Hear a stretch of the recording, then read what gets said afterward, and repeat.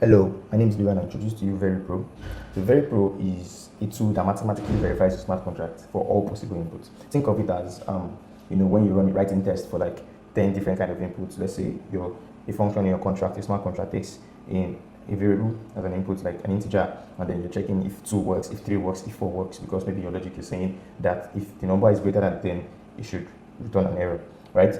Now in this case, that's the range is very little, but imagine you're testing against the whole range of integers or unsigned integers. It's going to take you a lot of time to run all of that. But now you can do that formally, right, mathematically, and that's what veripro has come to do, to be able to formally or mathematically verify your code against all possible inputs. How does veripro leverage or use CRE, the chain link runtime environment? So veripro leverages CRE. CRE is decentralized Oracle network to run this particular verification that I just talked about, smart verification, on multiple different DOMs, and then tries to use the BFT consensus to arrive at a single agreed upon result. Now, how does that work? Now, when you're using veripro normally with frontend, you interact with a coordinator. The coordinator kind of interacts, allows and knows where to send the request to the Rust backend, the CBSE backend, the one that actually runs the solver or runs the mathematical verification.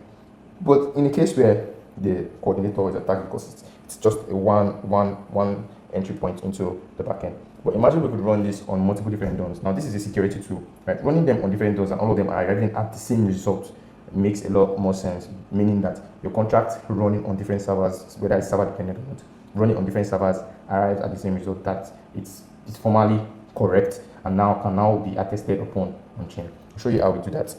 So we have two different workflows. We have the verification workflow and the attestation workflow. So the verification workflow is one that runs the code, right? So if you check it out, you see that we have the HTTP trigger and the cron trigger.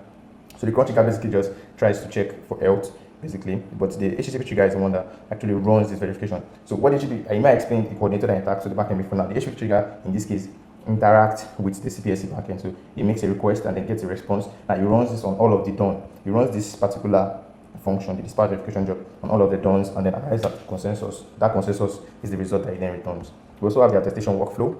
So in the attestation workflow, you can check it out. You see that this now particular one, like I said before, after running, we find out that your contract is formally verified. We then try to put the attestation on chain. So this particular workflow helps with that. So reading the attestation admin, trying to upload it on chain, checking if there's any pending attestation that has not been on chain. That's what this other workflow does. Yeah, and basically I will just show you how to use veripro. So to use veripro, you open the platform. Okay, I've used this before. That's why you're saying this. So you create a new project. Okay, I'm going to go copy code that I want to use, or I could just actually use one I've used before. So go to project. I've already connected my wallet to go to project. You can see that I have this. You check the specifications. You can see this. Now let's run these specifications again. You can see that I'm running it again. So I'm going to run this. Show you how it works. While that is running, we can test out the simulations for CRE. This is the one for the attestation workflow, checking the trigger index 0 HTTP trigger. So you can see successful running.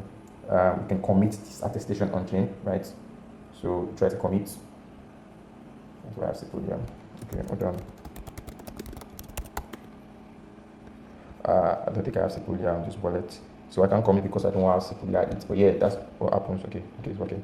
So I'm committing, and while that is committing, we just ran the attestation workflow and simulated it, and you can see simulation worked, it verified, right? Now let's simulate that with, let's simulate for the verification workflow. You can see verification workflow with, this is the cron trigger, so we can try with trigger 0 and HTTP payload, but let's try with.